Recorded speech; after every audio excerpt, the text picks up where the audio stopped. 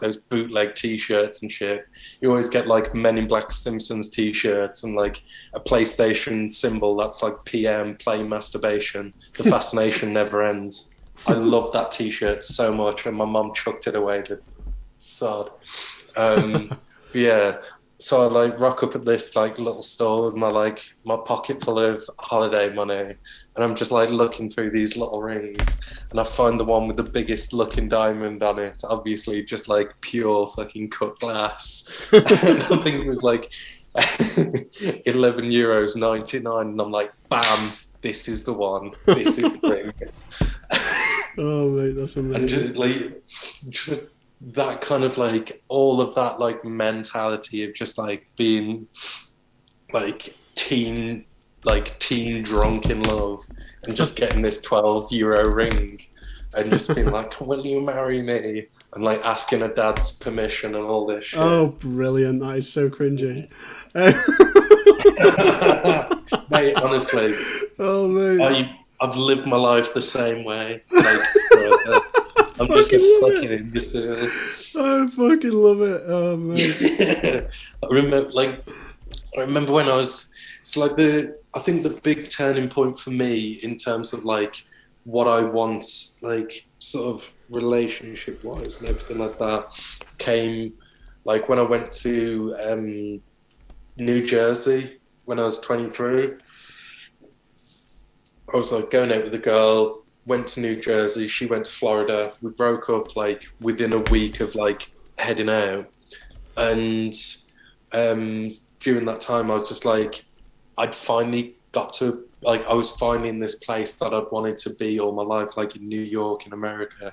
Ooh. And like, I kind of came to terms with what I want. And I feel like, in a funny kind of way, that was like the proper turning point in my life where I started truly focusing on like, this is what I want from a relationship. And come back from that absolutely like broken hearted, like fell in love out there, came back broken hearted, feel like I just left the place that I truly belonged. And so obviously I like go to Tinder, like start like talking to people, meet up with like a girl, start kind of dating, tell her that I don't want anything serious because like I'm not really like in the right headspace for it. And then obviously within 2 weeks I'm moving in with her. Uh, That was uh, just a weird situation because it was like with the house in Rusholme, like everything was just kind of falling apart in that place. And I was just like, we'd been dating for a few, like about 3 months, and I was like, oh God, that's really like I'm not really ready for anything like serious or anything. And she was like from Spain, so she was from like, and it was kind of like we both kind of needed each other in that kind of like moment. And like I remember saying to her like before like everything went west with the house, I was like, I kind of feel like I just want to be friends. Like this just seems a little bit too much. And she basically said like, if we're just going to be friends, like you're the only thing I've really got here, so I may as well move back to Spain. Like there's no uh, point in me staying here. And literally then like cut from that to me then being like 2 weeks later, like both my housemates just literally leaving, me feeling like, oh shit, I have nowhere to live. Like, what am I gonna do? Do I have to move home? And then just being like, hey, can I maybe move in with you? And it turned into like it was one of the most calm periods in my life where it was just like living in Salford, like my days off were going to like Lidl and getting coffee and croissants. And if anyone knows me now, like my literal obsession is day off, every breakfast is coffee and croissants. And it just kind of started there. And it was a really beautiful relationship that like helped me get through a large sort of like a kind of like big point in my life, but it was mm, just not the relationship for me, and I don't think it was the relationship for her either. yeah. And she's now since moved to London, Like she's got a new boyfriend that like they seem absolutely amazing together, and she's in London living together, and it's like that kind of thing. It's nice to see. Like I feel like it's always for me. It's always nice seeing like someone that you cared about, like with someone that seems to make them happy. If you know what I mean. Yeah, definitely. That's nice, man. It's really nice. When you were talking about dating, that's one of the things that I wanted to ask you. Actually, what kind of more just I wanted to know what your ideal date was. I wanted to bring that up because I have my ideal date. What would yours be? Even now, like what would you want to do? Like, I think like the best like I think like the most memorable like dates I've had like I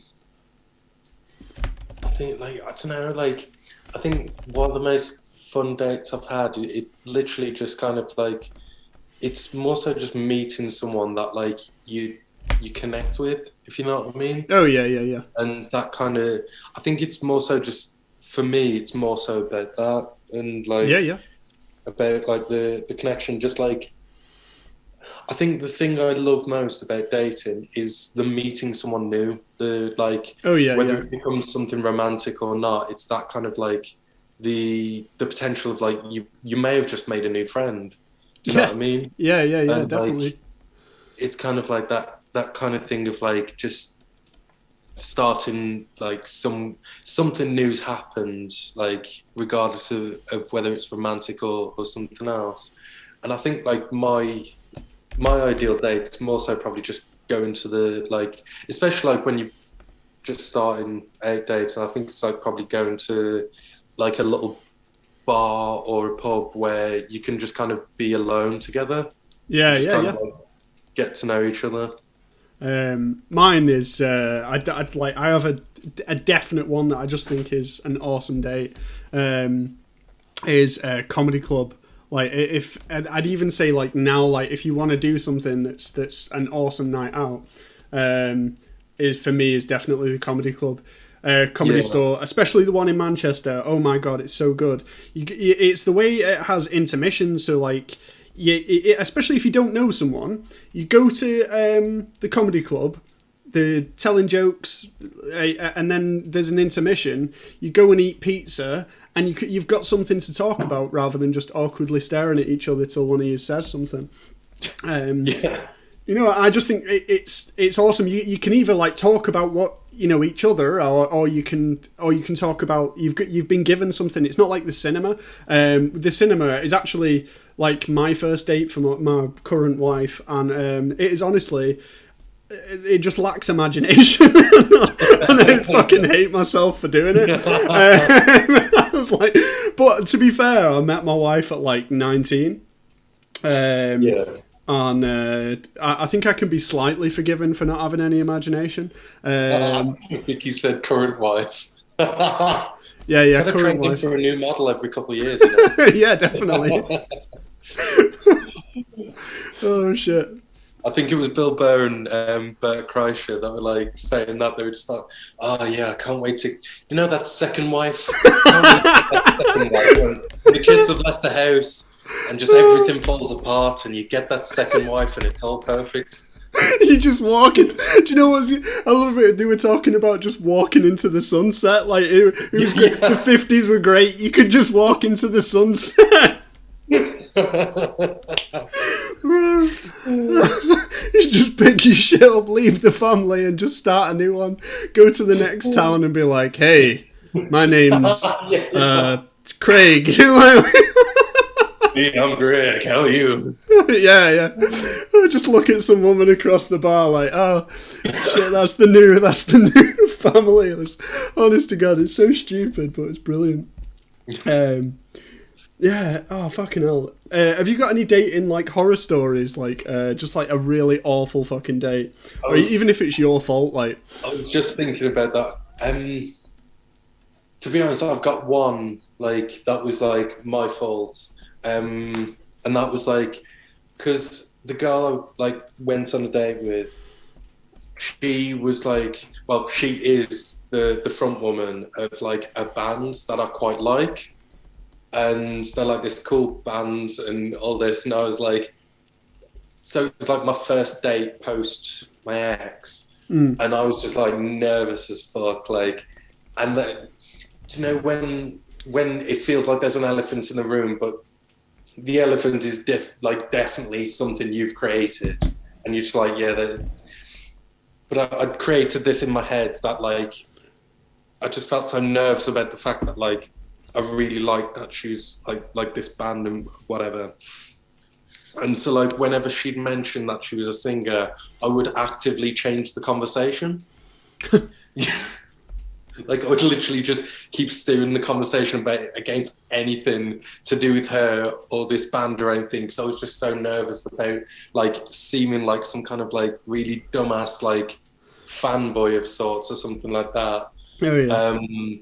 And so like that was like me just being a total fucking melt, rather than just taking the bull by the horns and being like, yeah, you like your band, I really like them, they're really good. Like, and just kind of like more so just running with that as like a conversational stream, rather than just being like, I'm just like, oh yes, like obviously got to practice my singing and stuff. I'm like, yeah. So like, have you seen this this new documentary on Netflix, like about serial killers? It's really cool, isn't it? And obviously just any kind of like mention of that kind of topic, and it was just every topic I'd throw in was just always just some kind of like strange fucking. And like we ended up talking about books, and we got on the topic of Stephen King's It, and that's always obviously just a really fucking weird subject matter when you're just talking to other people. Yeah, definitely. Just all the kind of like ins and outs of that. But so that was like a disastrous date because I was just a bit of a penis.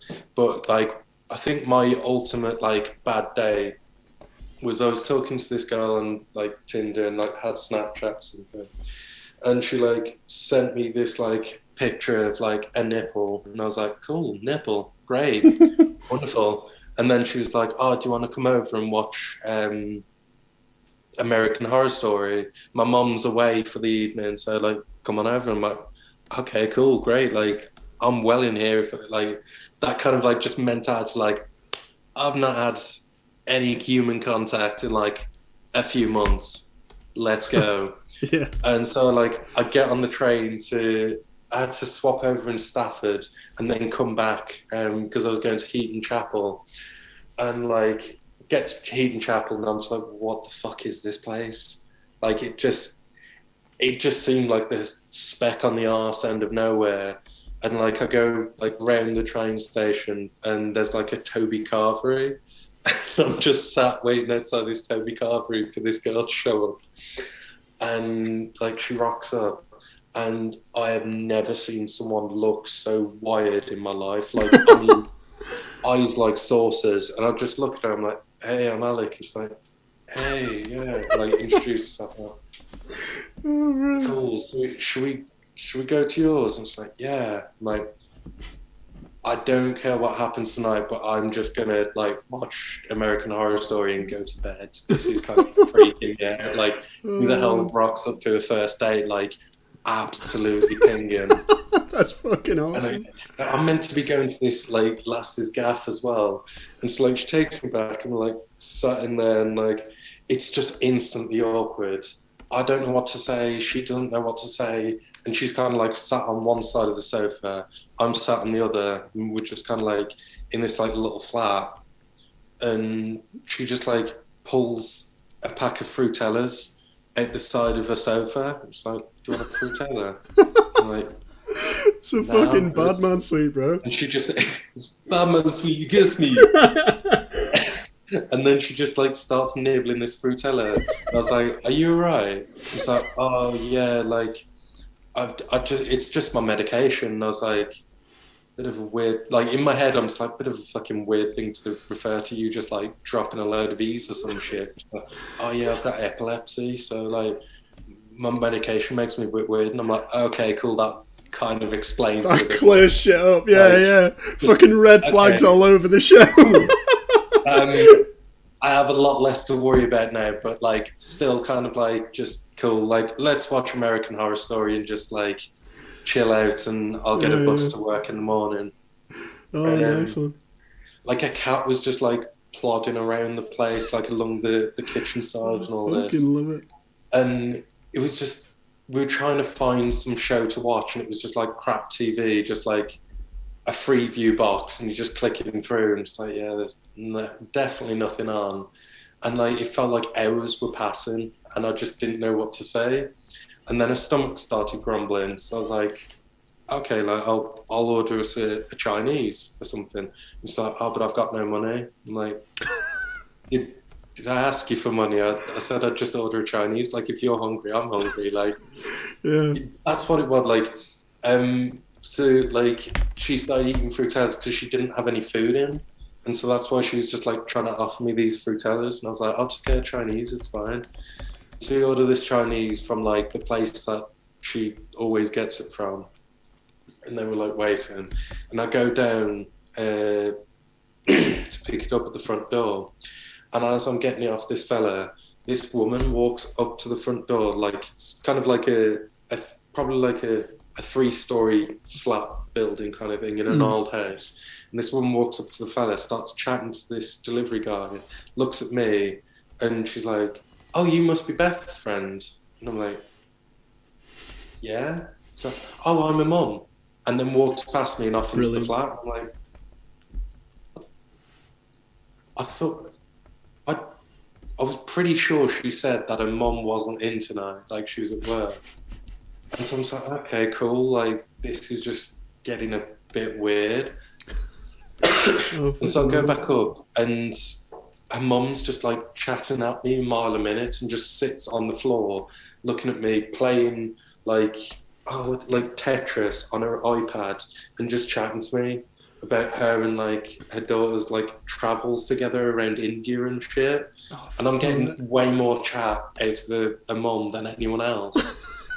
And then like got to the point where it was like 10 o'clock or something, and like Beth was like, "Oh, like we're going to watch American Horror Story." And Mum's like, yeah, that's fine. I was like, do you want any of this Chinese? It's like, no, I'm fine. No, I'm fine. No worries. And I was like, are you sure? Like, I've got enough for like all 3 of us. And she's like, no, it's fine. Then she's like, oh, what did you get? And I was like, oh, got beef and black bean sauce. And she just turns to her daughter and it's like, that's what your dad always used to get. I was like, I'm just feeling really uncomfortable about these kind of like references that you're making here now. Like, this is just not feeling like a good scene. Oh no. And then like basically it turned out that American Horror Story was coming on American time, so it was like at 4 a.m. Oh, so then after the game, she was like, "Do you want to just go to bed?" I'm like, yes, please. Like, let's just leave this fucking scene behind and just like head. Like, I'll get some sleep and just dash the hell out of here in the morning. And we ended up like going to bed. And she kind of like got in bed in like knickers and a t-shirt. So I was like, okay, I'll like leave my box on, leave a t-shirt on. Went to sleep, and then I woke up with her, like, she was basically completely naked, and her nose was touching mine. It was just like, did she just wake me up? Did like, what's this? Like, what's the situation? And so like, things start happening, and she like, I start like basically like going down on her, and then after that I'm like, oh, do you want to like do me? And she's like, no, my mum said I can't. It's new sheets. I'm like, what? You don't want to have sex because your mum said you can't because it's new sheets? Like, yeah, I'm not allowed to have sex because they're new sheets on the bed. And I'm like, okay. And then she starts like sucking my thumb, like just purposely like teasing. And then I was like, so is nothing gonna happen? She's like, no. I'm like, well, why the fuck are you sucking my thumb then? Because my testicles hurt right now. Can you just stop? This is getting too much. And like, it ends up being like I just went to sleep, got my stuff in the morning, and dashed out of there. Got a bus to work, and then I just texted and was like, "Oh, I'm really sorry, I left in the morning. Like, I had to get off to work." And it's like, "No, it's fine. Like, whatever." And then like I messaged her the next day. I was like, oh hey, how are you? And then she just kind of parred me off really quickly, and then that was the end of like that. I was like, how the hell did I go through that and still I was the one being parred off at the end? I love that you end up being the weirdo in that scenario. It's fucking brilliant. No, you literally just ended up falling on me. Man, that was brilliant. And it's like, honestly, it's played in my head so many times. I was like, did I do something wrong? Did I like, was I inappropriate? Did I do anything to offend her? Like, was I too, like, do you know what I mean? Like, yeah, like too forward or something. Yeah, and like, am I going to end up getting Me Too'd at some point because of this? Like, oh, man. And just kind of like being left in that kind of like situation where I'm like, I don't think I did anything wrong. Like, at no point did I, but left with that like unease of feeling like, did something happen that I don't really comprehend? Do you know what I mean? Yeah, definitely. And I think that was like just that was like definitely my ultimate like, what the fuck was that? Like, my real step into people in the dating world are just fucking weird, and there's majority a reason why. Like, there's a good, I'd say at least like a 70% portion of people on Tinder, there's a reason why they're there, and the rest are just people who either are not really that interested, or they're new to, like, newly in the pond, as it were. Oh, bro, I don't know why you've just reminded me. It's a total fucking tangent. But I remember when I was joining the special constabulary, and I was sat. We were doing this like training. There was this meeting of some sorts, and there's this guy I'd never met him before in my life, and he just taps me on the shoulder. And shows me this picture of this, like, you know, half nude woman, and he goes, "Shagged her last night," and I'm like, "Oh, right, well, well done." Just like a thumbs up, like, go you, buddy, well done, buddy. Right, okay. So I thought, oh, okay, that's a weird fucking interaction. Anyway. So the meeting goes on, the guy's speaking at the front, and about 5 minutes later, I get another, like, fucking prod on my shoulder, and I'm, like, turning around, like, are you alright? And he just has another picture of a different girl, and he's like, yeah, did that the other week. And I'm like, what? Honest to God, I was just like, what the fuck? It just... When you said there's a reason why those guys are on there, it just made me think of that guy, like, fucking absolute weirdo, just,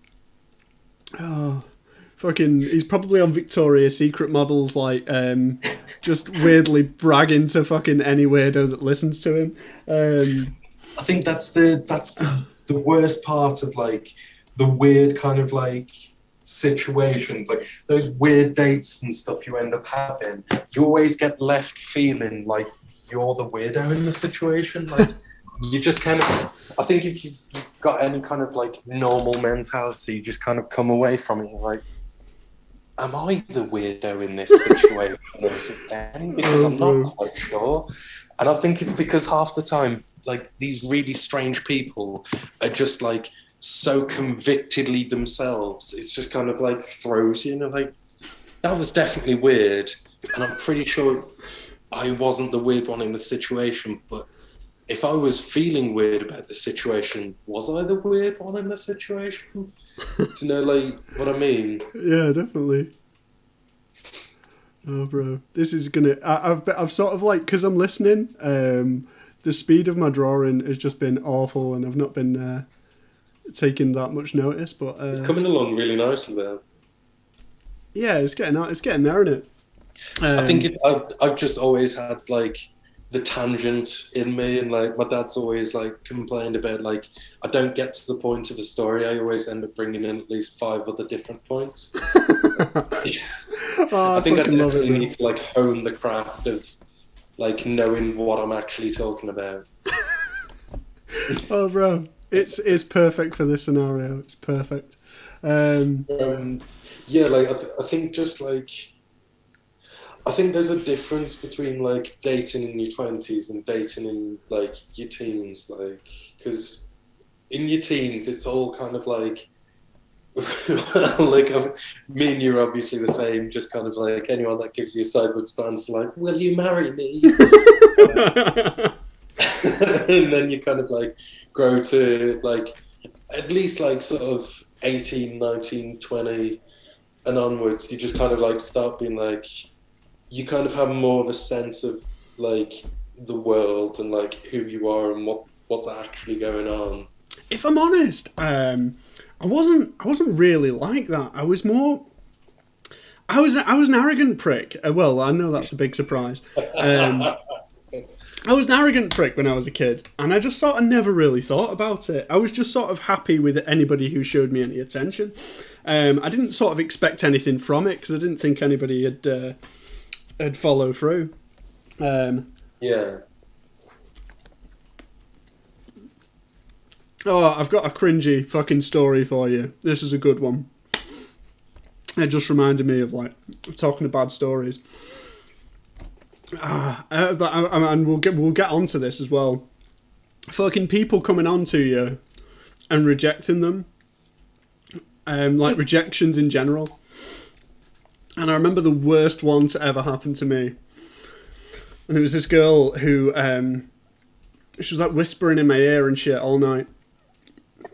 And I was gripping my pint and I was fucking sloshed. The more I drank, I was just like, I just want to get through this. And she obviously had a crush on me. She's like licking my fucking earlobe and I'm like, bro, just stop. And she says to me, do you want me? Like really breathly in my ear, and I'm like, no. And then she goes, not even just for tonight. And I was like, no, I said no before. I'll say it again. Like, and then she was like, and then she just still persisted. She was like, there's a fucking graveyard over there. We can. I was like, no, bro, no. Go away. Go away. Oh no, somebody came and saved me, but power to her, like she tried. I think my favourite like pouring off I've ever seen in my life was my friend Jay. And like, so I was single at this point, Jay's single, and like went to this club night. I think it was Moomin, this like Swedish like DJ who was at Soup Kitchen. And me being me, I'm like, I liked the music, but I wasn't really there. I was just there for a night out with Jay. I'm like, getting sloshed, and I'm like, I'd be like really nice to pull. None of the birds were looking at me. Like, no one was fucking interested. Jay couldn't give a shit in the world. Like, he was just like there for the music. Like, solidly, I'm here to like listen to this DJ and get fucking. He's sweet like that. Bills. And I think there was at least 7 different girls that tried it on with him, but like were persisting. And he'd like have 2 girls on either side trying to dance, trying to chat him up and stuff like that. And he's just like ignoring him, dancing away. And then at one point he just starts making out with this girl because she won't leave him alone. And then he stops, looks at her, puts his hand in her face, pushes her away from him, and then just carries on dancing. Like, that was the most stone cold thing I've ever seen in my life. But after her like trying on for 20 minutes and her not getting the point, she was just like, hand in the face, go away. I'm good. I want to listen to my dude. Leave me alone. There's somewhere I want to move to next that this moves on to quite nicely. But before I do, I think my favourite actually comes from Shelley. When she's just, it was, I don't think it was a legit one. Oh, there's 2 actually. Shelley, when she says, I'd rather pick my feet, I've actually fucking, that is fucking absolutely amazing. And there was a girl I used to work with a while back, and this guy had constantly hit on her. He was so fucking cringy. and Well, that's pretty fun. she slipped up that she was doing like a psychology degree to him once because he was like asking her about uni and stuff, and he just went one time like, when do you get off? And then she was like, that's a weird fucking question. And then he went, do you want to go out with me? Oh, there's my favourite fucking psychologist or something. Do you want to go out with me? And she just went, I'm afraid not. And I was just, mate, I fucking melted. I thought it was amazing. Like, how you can be that cool and calm to fucking palm someone off at the same time with a fucking pun. Like, I just thought that was The cheesiest pun you can imagine as well. fucking dad jokes for days. I'm afraid not. I'm afraid not. Oh, mate, honestly, it was brilliant. Oh, I need to start fucking actually doing something with this drawing. So, yeah, so where I wanted to move on to was, I don't know about you, but this is like what you were saying about Jay, and that's where it sort of, like you say, no one shows any interest in me, but as soon as, say, like, I'm with someone, for some fucking reason, I think, like, dirty skanks can fucking smell it in the air when you're fucking taken. So say if I'm with Vicky, people will just fucking go for me. I don't know what it is. And I remember the cringiest time someone came on to me with Vicky there, sat literally next to me, and this girl comes over, sits right next to Vicky, and leans over Vicky to me, and she goes, "Wow, you're beautiful." And I was like, "Cheers, meet my wife." And she goes, "You have the most beautiful eyes," and I was like, "Yeah, as I said, meet my wife. This is my wife." And honest to God, she just kept pushing, and Vicky was like fucking. It was like The Exorcist. Her head was like spinning around, and fucking. Honest to God, it was just. And my mate just wasn't helpful at the time. He was enjoying it. He was just watching and thought it was fucking awesome. So he was just like, "Is it who I think it was?" I'm not sure. No, I don't think you know him. Fair enough. He's called Steve, but he was from like another shop, and he was fucking wild. I loved him because he was wild, but I also hated him for it. He was just intriguing to me, and we ended up falling out over something really silly, and I just thought, no, fuck chilling with that guy now. I've still got love for him there, but he just was a bit much. I knew it was going to end. It was one of them, like.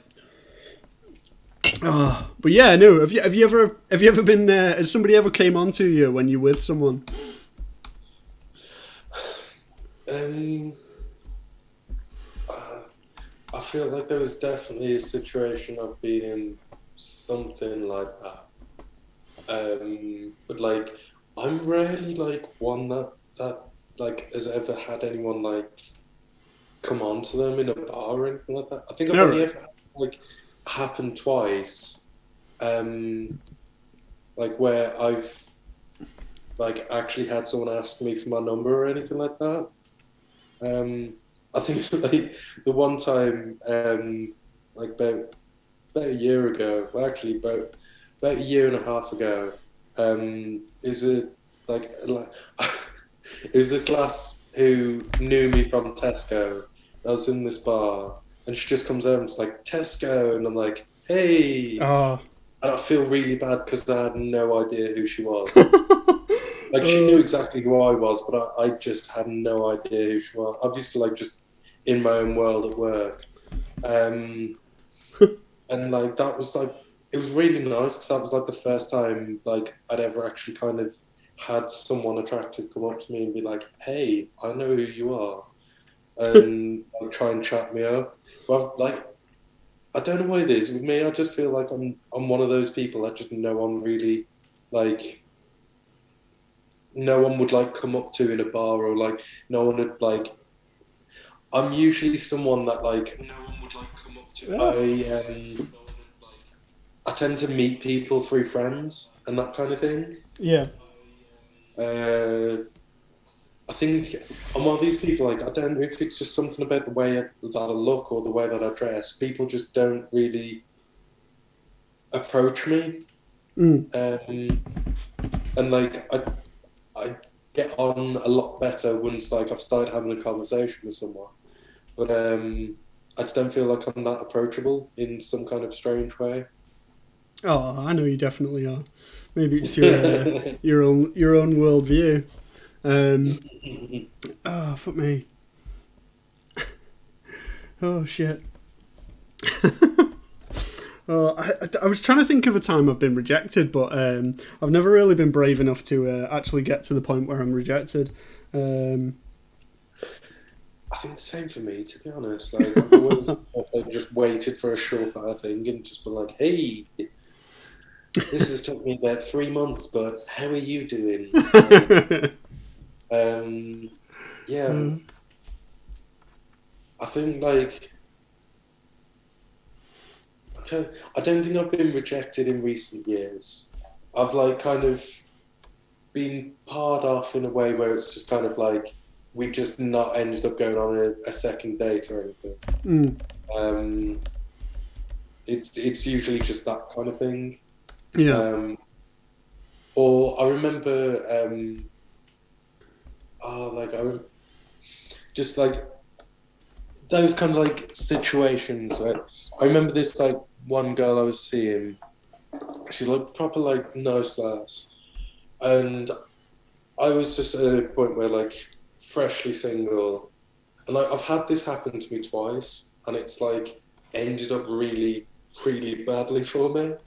Um, where I've like been seeing someone, and I've been like clear about like my intentions and like kind of what I want from it. Mm, Not in a kind of like, oh, I just want to have sex and leave me alone kind of situation. More so just like I'm not looking for anything serious. I'm like recently out of a relationship. That kind of like yeah, deal yeah, where yeah. you just try to be honest about your situation so no one gets hurt.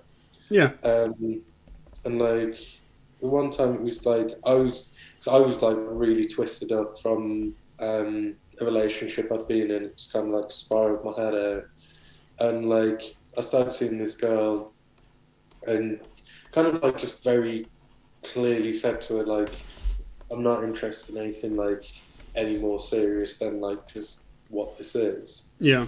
And it got to a point where for me it was pretty clearly obvious that she had deeper feelings than I did.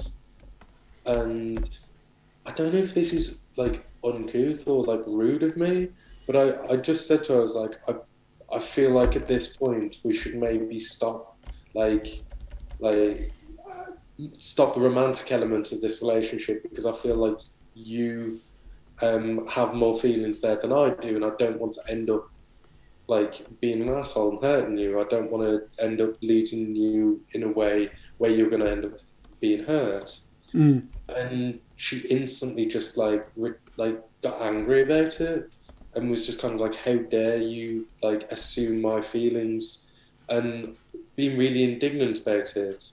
And this was the first time I feel like I'd been in a mindset where I was actually actively being cautious about someone else's feelings because I knew that I was in a bad place. Mm. And it kind of like really freaked me out because I didn't expect that kind of retort. I was like, I just expected a bit more of like an open conversation. And it ends up like she just got really, really mad about everything. Oh yeah. And Bro, then when feelings are in the mix, the whole adult conversation goes out the fucking window. but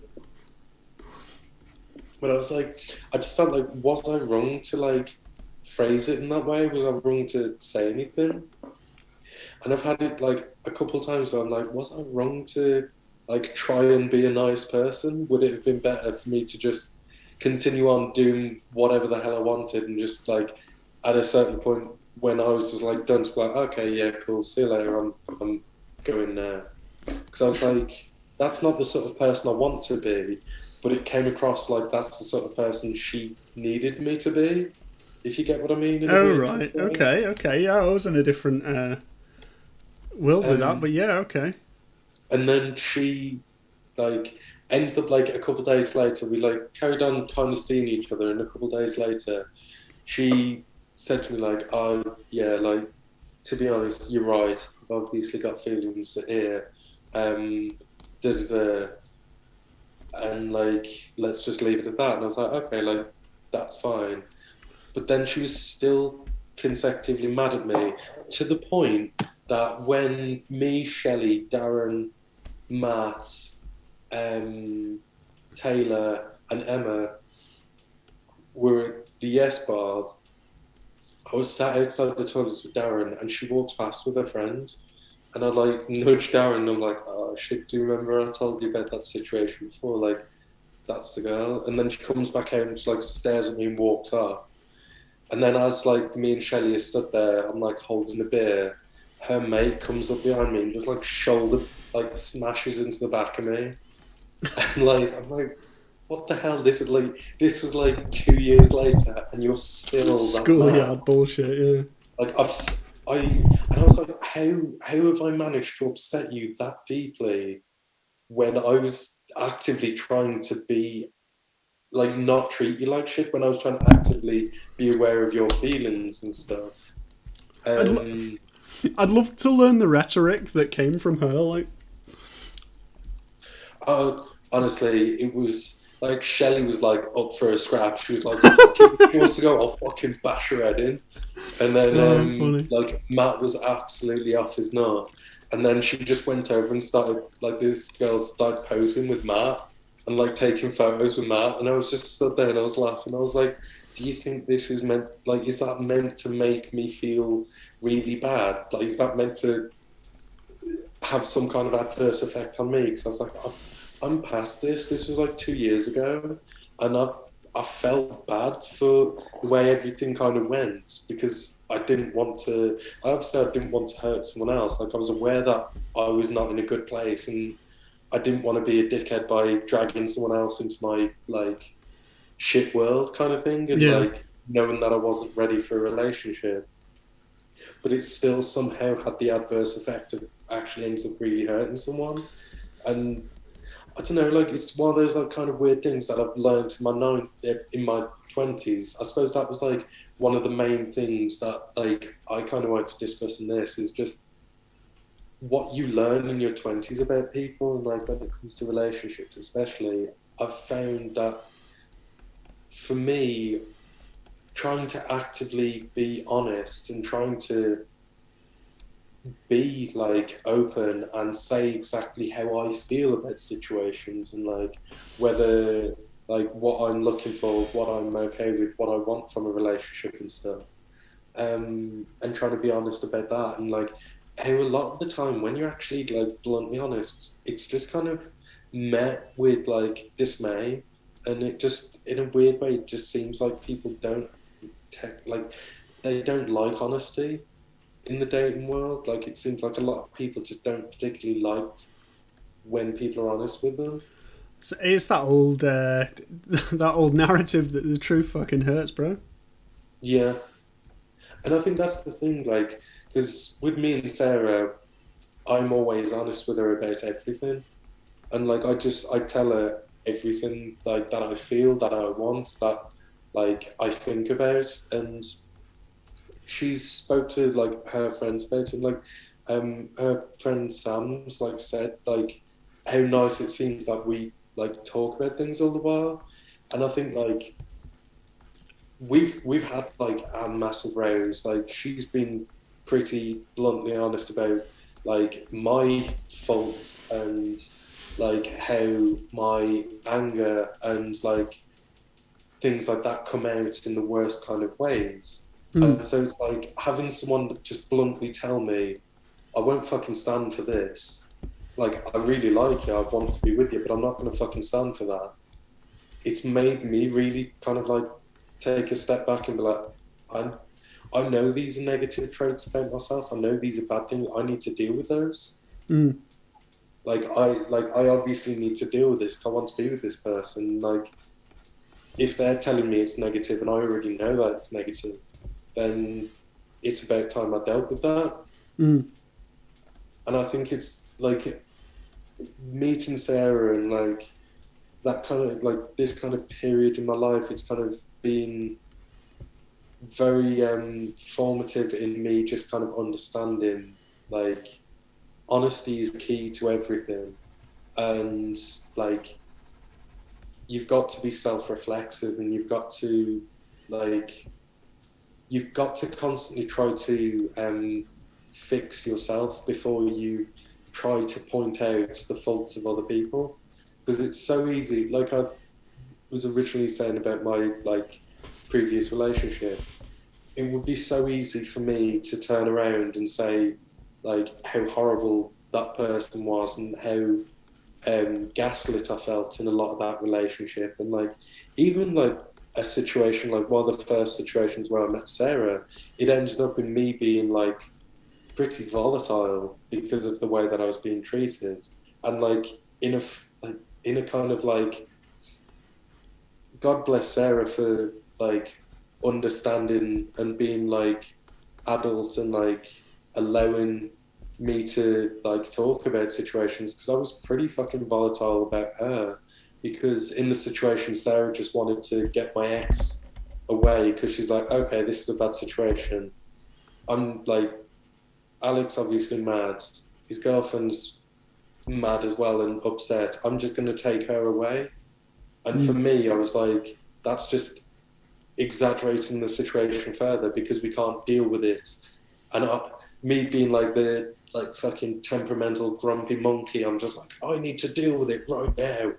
And so like instantly I became angry at Sarah, who like was this person I'd just recently met, and being angry at her because she was taking away my chance to try and deal with this situation.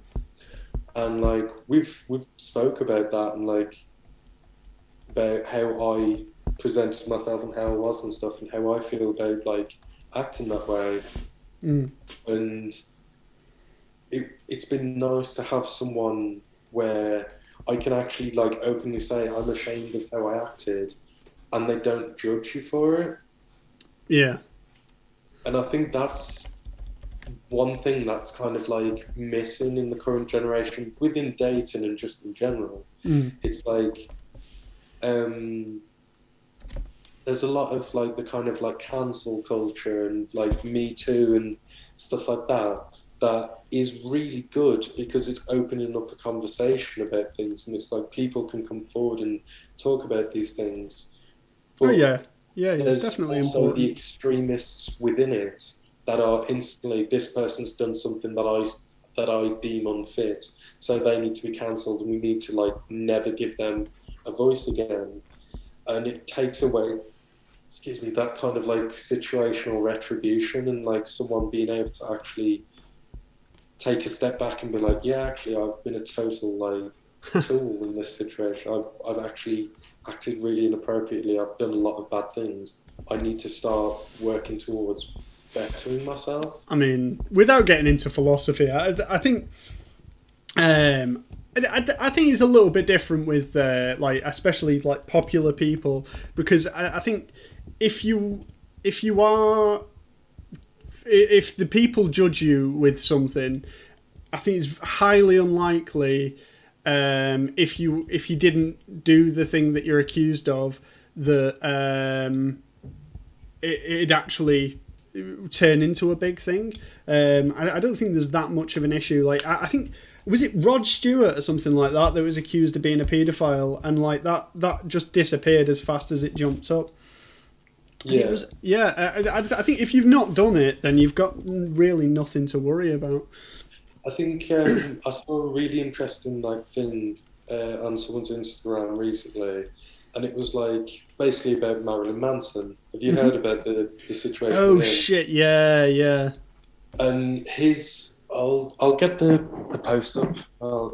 So like his literal response, if I can find it before my phone battery dies. Come on. His literal response was, obviously my art and my life have long being magnets for controversy, but these recent claims about me are horrible distortions of reality.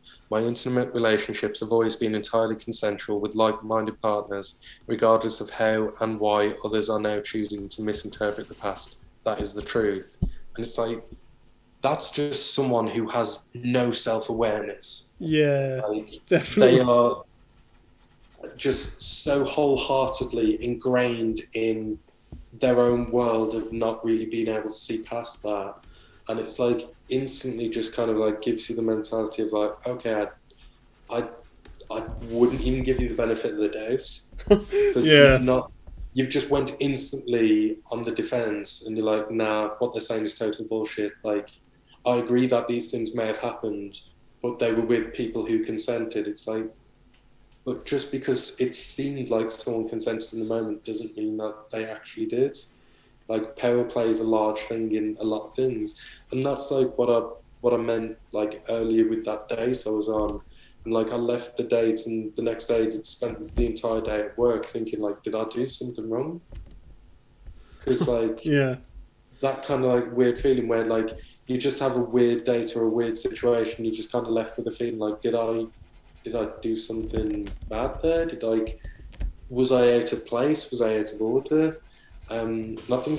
Like, I was talking to a friend at work today about like those kind of situations and stuff, and I was like, I've always been taught by like my mum, you respect women, all like that kind of like logical things, and just that kind of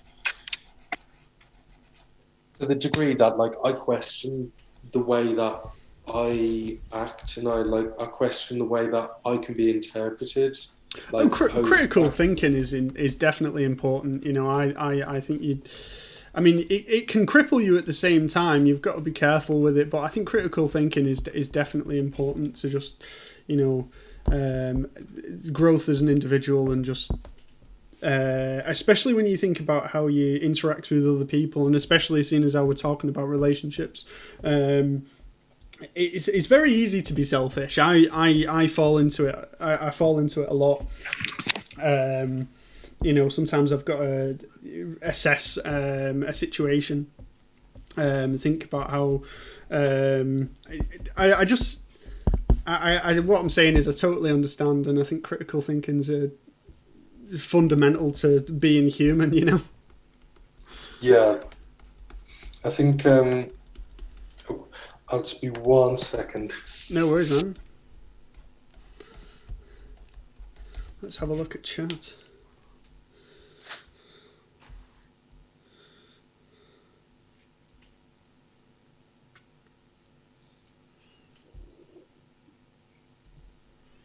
Where am I? Oh, it's empty.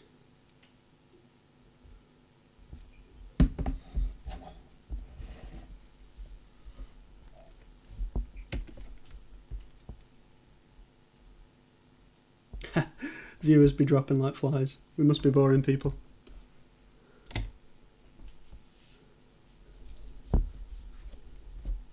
Hi, Shelley. Uh,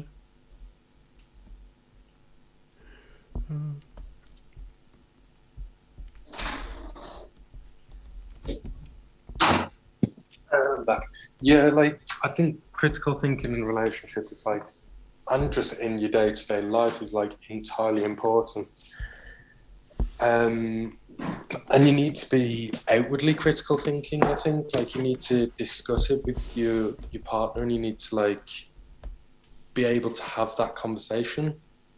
I think because um, like I think it is like in relationships, and that's like the thing that I've learned with Sarah is like to have a lot of like open dialogue, because if you aren't like talking about how you feel or how you feel like you're not being heard, and it could be something as simple as like for a while you've just been feeling a little bit like down and a bit unhappy, and like you try to express that you're not feeling okay and the other person's like busy, and they've obviously got a lot of stuff going on, and to them, like, because they've got their mind on other things, they're not necessarily like noticing exactly like where you are, maybe. Yeah. And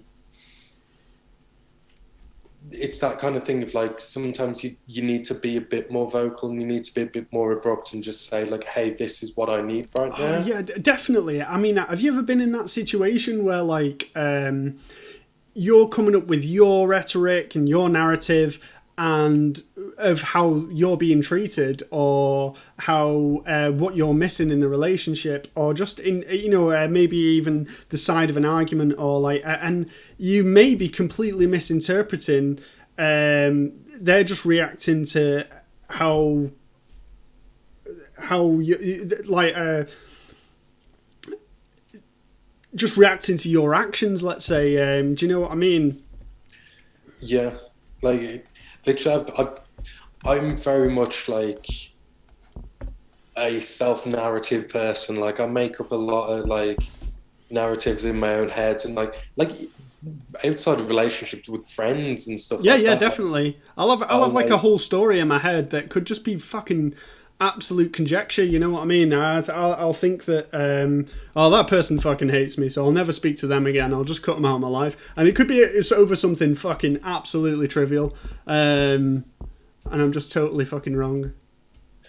and I think that's like a thing in the past, and like my relationships especially, where like I've had that so many times where I've just kind of like been in a spiral of depression, and like ended up literally ruining like what could have been a really nice relationship, or ruining like the relationship I was in, because I couldn't get my head out to the fact that maybe I was just making all this shit up in my head.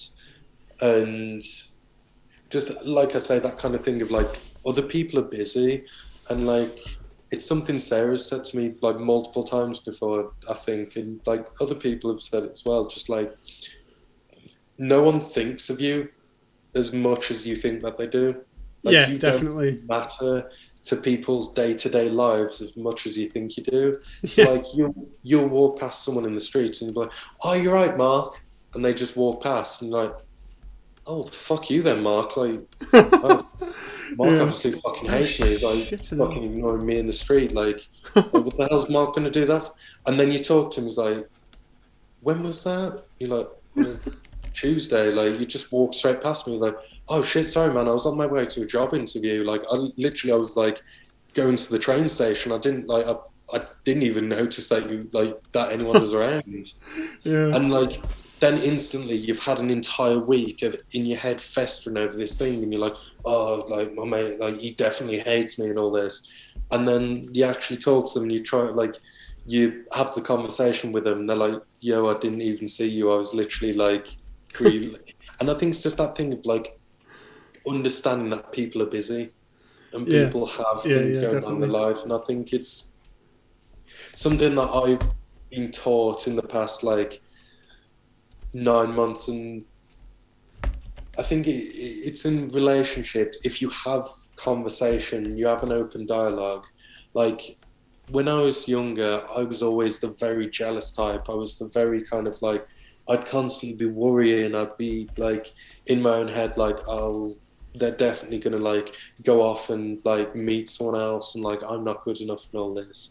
Whereas now, like, Sarah's training to be a doctor. She's busy like all the while, and like, even now I kind of like struggle sometimes, and we have arguments because I'm just me and myself. I'm just like feeling like I need some kind of attention, but I feel like I'm now at a point more so where, because we openly talk about everything, and like, um I understand the way that our relationship is, how our relationship works, and I know that there's no worries there. Like, I have nothing to worry about. Like, I know that she loves me, I love her. And if they like that kind of thing, when in a relationship where you don't have an open dialogue, you'll be like, "Well, what if something's wrong? They'll just go, I guess they'll just go and meet someone else." Whereas now it's more so just like, I'm like, if something's wrong, then Sarah would tell me. Yeah, Like yeah, yeah, definitely. it's allowing yourself to take that like load off your back and just being like, if there's anything wrong, you should tell me, Oh and so I yeah. don't need to worry. The amount of times I've imagined a fucking problem when it's not been there, I'm off my tits, bro.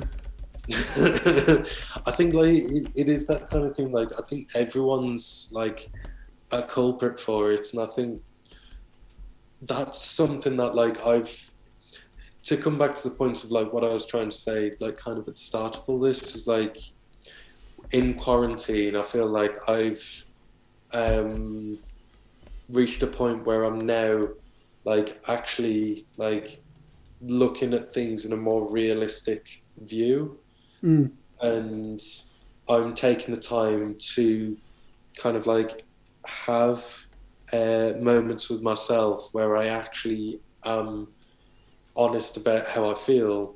And if my feelings involve someone else, I will have a conversation with that person and express the way that I feel in that way, if you know what I mean. Yeah, yeah, yeah, for sure.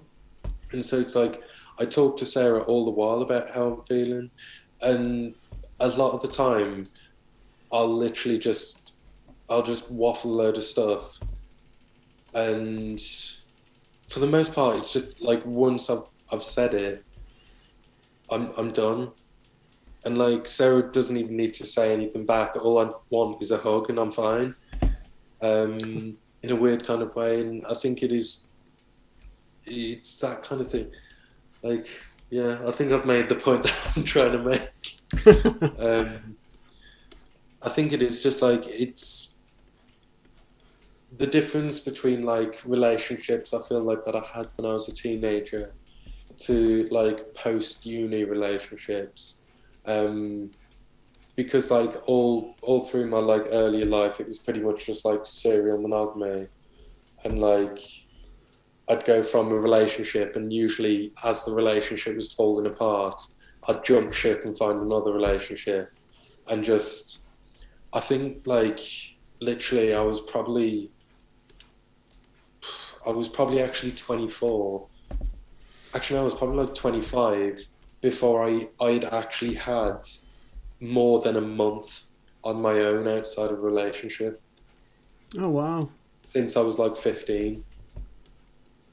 wow. And I think like it ends up like my thoughts and emotions were so wrapped up in like what everyone else thought and what everyone else felt that like it just ends up me being so like drudged down in all these like emotions that like I never knew how to actually feel because I was constantly putting myself in relationships with other people that were literally the same as me, that Mm. were just as confused, were dealing with like the kind of like depression that I feel like most people our age go through. Yeah, yeah, yeah. I mean, And it's like, I'm, carry I'm, on. Sorry. I was gonna say, I mean, if I fucking if I dated or if I married somebody who was as broken as me, Jesus Christ, I'd be in danger. I think this is the thing. Like when I met Sarah, like because like I was seeing someone and then like seeing Sarah, and like I remember talking to my friends, and I was like, I honestly feel like this woman is like marriage material. That's the sort of person I would want to marry. That's the sort of person I'd want to be in a long relationship with. Like that's the sort of person I aspire to have in my life, Yeah. because like that night that like I was just a massive like asshole, just kind of like my temper kind of like took over. I ended up seeing Sarah later on in the night, and there was like just no like upset with her. She was just like, "Are you okay?" And I was like, "No, not really." And she just pulled me into a little hug and just hugged me. And I was Oh. like, I'd met her like that was like the second time I'd met her or something. Oh. And from that point on, I was like, I really like this person. Like they're just good. Yeah. They just they understand that people are people and they have emotions, And I feel like that was kind of like the benchmark for the way our relationship went. And it just kind of like, she understands me, and like she's not afraid to tell me when I'm being a dick, even though like I will always retort and fight tooth and nail and try and make some kind of like ungrounded point about how me being an asshole isn't actually me being an asshole, when in actual fact I just am being an asshole and I need to be more honest about it. And I think it's like, but as well, kind of like not making excuses in a sense where I'm kind of like justifying the way that I'm acting. Like, she's taught me to, I don't need to be justified in what the way that I'm feeling and the way that I'm acting. I just need to understand like that I'm doing this, that it's, I need to try and understand the reasons why it's coming out.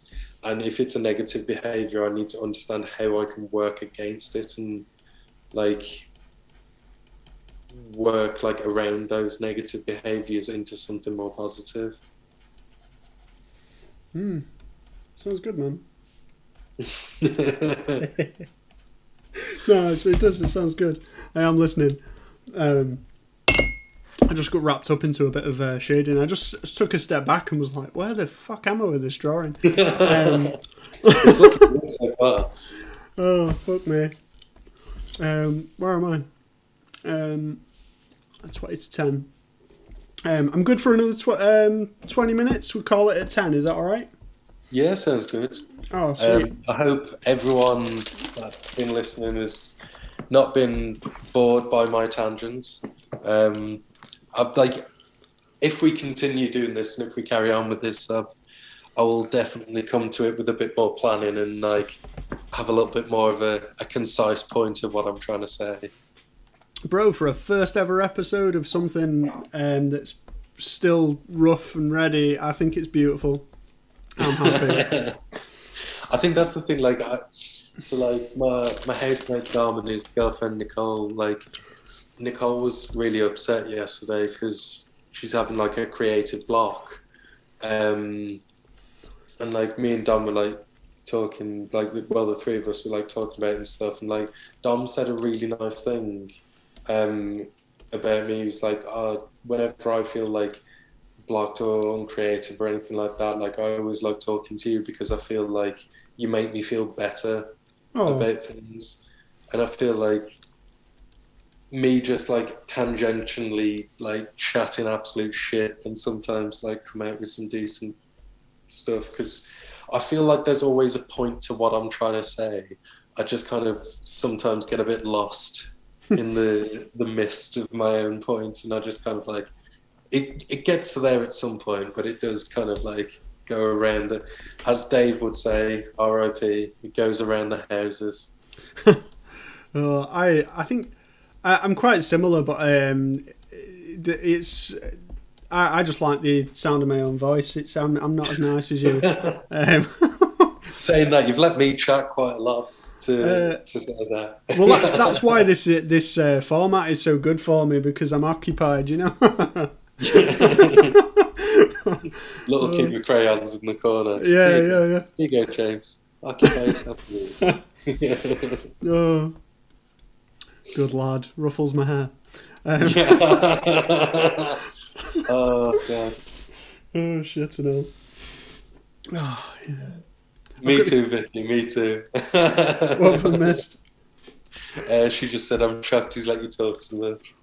I feel like, to be honest, most of the time, like, because I feel like with like whenever me and you like get in a deep conversation, I just get far too excited, and I feel like you and my friend Tom are like the two people I love talking to the most, because I feel like as our relationships are, we just get so wrapped up in this like little world, and it just ends up, I get to like, this little goblin comes out in me, and I just kind of like, I just get so overly excited, and I just want to tell you all these stories and all these little fun things that I've like been thinking about.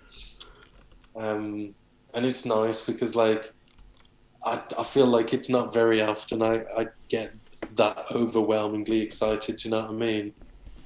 Oh, I've just sussed out how I can fucking look at the.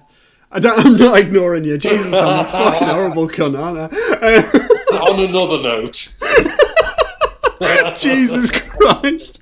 Yeah, and I really love you, and this is you're just in tears, like the best guy, and I'm just like, yeah. And anyway, I've just sussed out how I can. Oh fucking. Oh shit. 10 viewers, fucking hell. How did we do that? I think we were at 12 at one point. God bless those beautiful people listening to me chat absolute shit about my life. Oh, you're beautiful. You're all right. Do my best.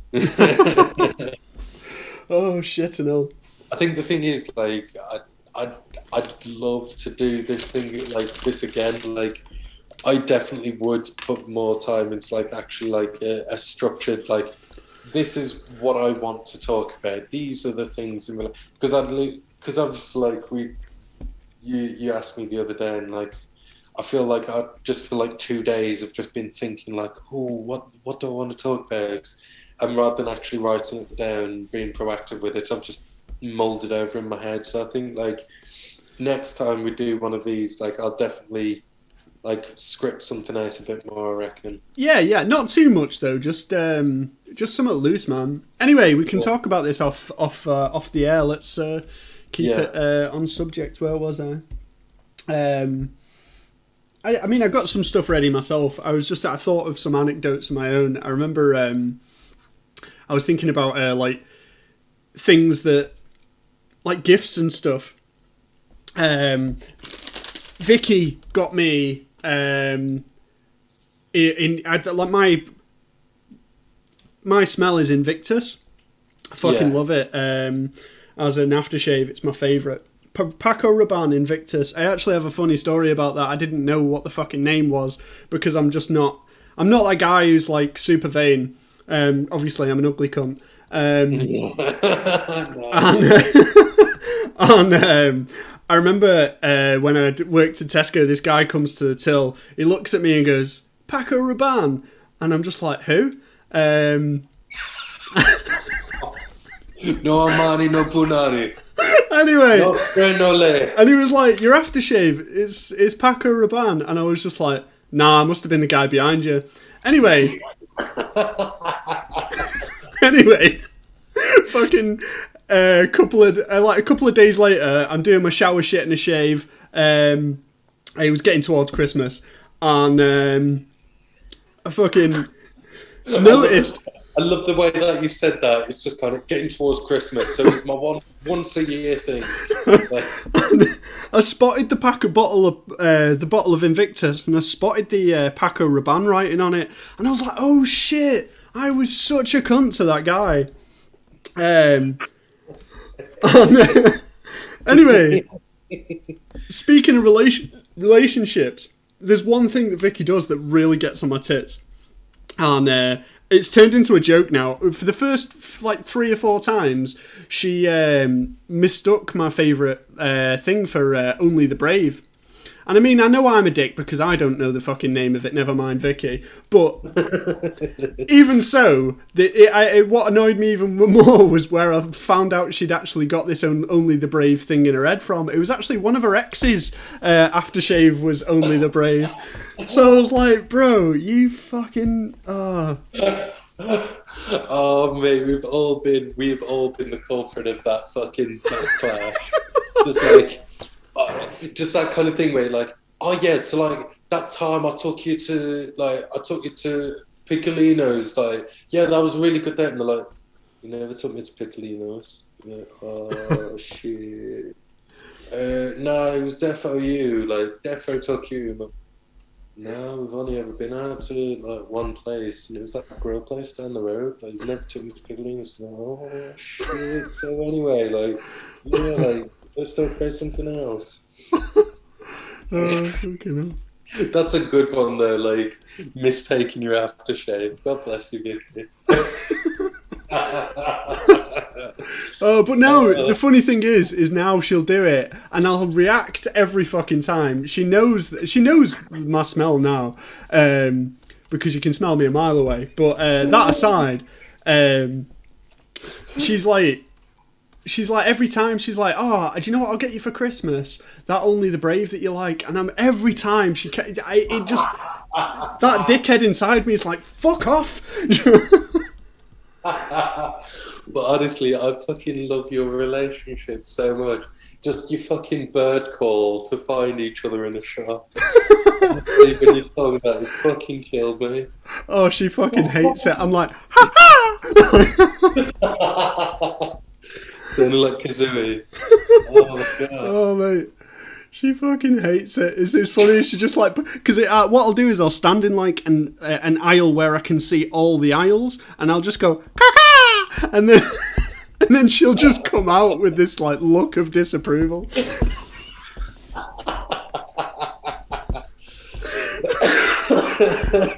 Oh, bro. Oh god. Oh, I'm definitely not going to finish this tonight. But what I'll do is, I'll once I'm done, because I've not even been like focusing on it too much. You post it to your Instagram. Yeah, I'll post it once I'm done. I'll really focus on it and get it pretty. Get rid of this line work. Everyone on here, like who follows me, I've been tagging James's Instagram with it as well. So like you'll be able to follow James to see the gorgeously finished product. Yeah. And this is going. I'll put this on YouTube as well. There's one fucking stupid thing that I did was I didn't start recording until about fucking 15-20 minutes into it. So we live and learn. Oh god! Well, at least cut my first tangent out. Yeah. That it's like just after that. I swear to God, it wasn't intentional. I think to be honest, like if you actually cut down the fat of this, you probably get a nice tight 15-minute podcast episode out of it. It's actually coming out really, really nice now. Oh. I bet you're adding all the colour to it and stuff. Yeah, and then I'll get rid of the line work. What am I doing? I'm doing that on the wrong layer. Then I'll get rid of the line work. I'll just do it. My work's. I'm really slow at the moment. I'm trying to work. That's why I kind of want to do it with this podcast. I wanted to force myself into start working quicker, but it didn't really work too well. I just ended up listening to your tangents rather than focusing on what I was doing. I do definitely like. I feel like this kind of thing would be really good for, like, I think the whole thing, like, as well, like, one of the main points I was trying to say is, like, obviously, within lockdown, it's been great because I've found, like, an amazing, like, person who wants to be in a relationship with me and also has helped me to kind of start focusing on myself and, like, start focusing on, like, the betterment of myself and like achieving myself. And I feel like this kind of thing, if we can get my tangents down so it actually fits into like a concise story, that's another way of bettering myself along the way. You know what I mean? Yeah, man. That's what this podcast is about. At the front it says, I'm just looking to. I mean, I've been lucky lately as well. Like, I mean, I've had. People actually think my stuff is worth buying, which is fucking bananas to me. I've done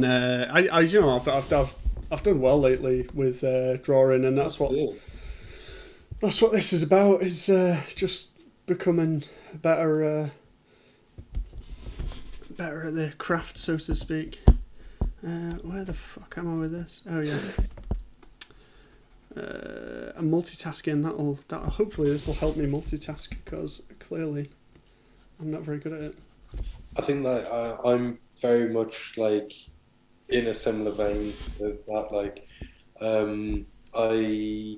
I'll put like a show on or something. So like the story I was on about buying that €12 ring. There's a show I started watching when I was like doing some like physical painting called Superstore, and like one of the first episodes is literally just this like proper like skeezy looking dude like quibbling over the price of like these rings, and this lady's like, and so this is our $10 drawer, and he's like, yo, so you got anything cheaper? And he's just trying to get like a $6 ring or something to propose to his girlfriend.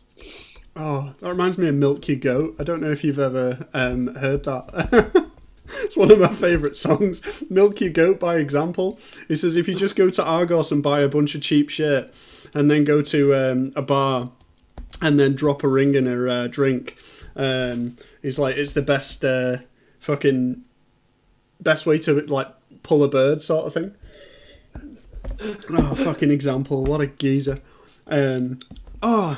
Speaking of which, have you got like? Yeah. Oh, have you got? Sorry, have I cut in? I've got fucking. No, go on. I know. I was gonna say. I was thinking of chat-up lines before. Have you ever used a chat-up line, or have you heard somebody else use it and it's fucking awful but brilliant? This is one of those like questions. I'm pretty sure, like as a joke previously. Oh, fucking hell! So if Tom's still listening, he'll remember this one. It was our first house party, second year of uni. Our housemate Jack. So there's this girl that we knew. Let's call her Kyra. I can't. Okay. Like Kira, Kyra, something like that. Yeah. Let's call her Kyra. So she'd previously been kind of like hooking up with one of Jack's and our friends, Sam. Yeah. But it was like nothing serious or anything like that. And Jack like was just like chatting away with her like at this party that we had. And he basically he somehow managed to pull her with the line, basically comparing his dick to the size of a Tic Tac, and then being like joking like that, like, oh, you want to freshen your breath and all this. And she was like, if your dick's so small, prove it. Oh, like, nice. Oh, it's like, if it's that small, come on, let's prove it. And like he ended up getting laid in the bathroom by comparing his penis to the size of a Tic Tac, and I was like, what a geezer. Like self-deprecation goes a long way. But Jack was one of these guys. He just had a natural like cool about him. He was like this calm, love that. I love that. That's brilliant. It was absolutely. He was so impressive. Mate. I think that's probably the most like that's one of the best like stories I remember of like pickup lines. I think the only one, because I used to not have one, but the one that I appreciated was, do you know how much a polar bear weighs? Enough to break the ice. Fucking love that one. You goat love you've pulled. What's the I hate that one. Although to be fair, there's no real good one. I mean, the ones where you're like breaking the ice, where it's just like, oh, that's stupid and funny, and then you can start talking. They're cool, but like, if you can pull it, if you've got the charisma to pull it off, they can be good. But I think that's the thing. Like, I can't say that kind of thing with enough conviction without coming across. It's cringy. It's a cringy thing. You've got to get like. I mean, you've just got to grab the cringe by the fucking balls, man. Like. I think that's the thing. Like, I can do all right when it comes to like banter and stuff, but like I'm just not good with like the kind of cringe and things like that. Oh yeah. And I've said some like fucking like spurious like shit before, like just stupid shit. Like I remember I was on a date once. I'm trying to think why. Actually, I can't really remember it, and I'll just butcher the story. So move on quickly. Another cringe one that I've seen someone do, and like I was just like, oh god, was wiggling the fingers, like, you know, like come over here, and then Yeah. they've came over and there's like, oh, I made you come with one finger. Imagine what I could do with the rest. Like, holy shit. Calm down, fucking Louis C.K. Like, what the fuck is going on? Yeah. Oh, That's mate. absolute credness. I know, right?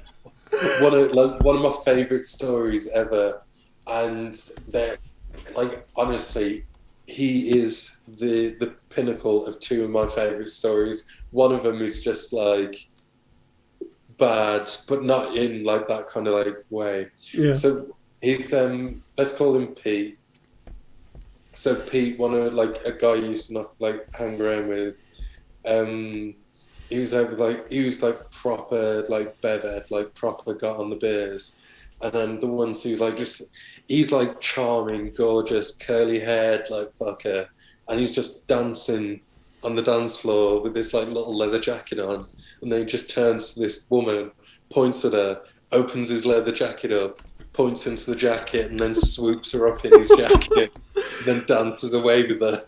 Oh, bro, that is fucking sick. Another time, it was my friend Callum, him, and this girl were outside the castle, and this homeless fella comes up and is like, "Excuse me, do any of you guys possibly have a cig?" And Pete starts like tapping himself down, trying to find his like tobacco. And this girl that was with him was like, "Oh, I've got a pack of menthols inside. I don't smoke menthol though. Like, I don't really want them. They're like Marlboros, so you can have them for free if you want. You can have the whole pack."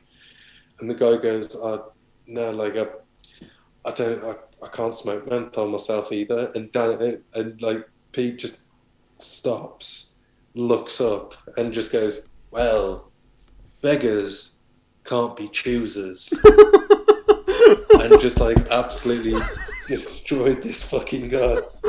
Oh my god. When Callum told me the story, I was like, "That's the funniest thing I think I've ever heard." It's horrifying, but honestly, Oh that's the god. funniest thing I've like just taking the fucking moment by the horns. And he was like, "Yeah, but I couldn't laugh." Like Kim was stood there looking shocked as hell, and I'm like, "Yeah, but it's funny though, isn't it?" And he's like, "Yeah, it's fucking hilarious, but I can't laugh because like this guy was just like horror struck, just like, oh my god." Oh, that is funny. Should we leave it on that note? Yeah, that On was great, man. the Thanks bright for note of beggars can't be choosers. Sounds like my 15-year-old love life. brilliant. Right, man. Speak to you soon. Thanks for coming back. Thanks for Thank coming you on. everyone for being here and listening to both of us Chat chat. shit. Yeah. Oh, it's fucking amazing, man.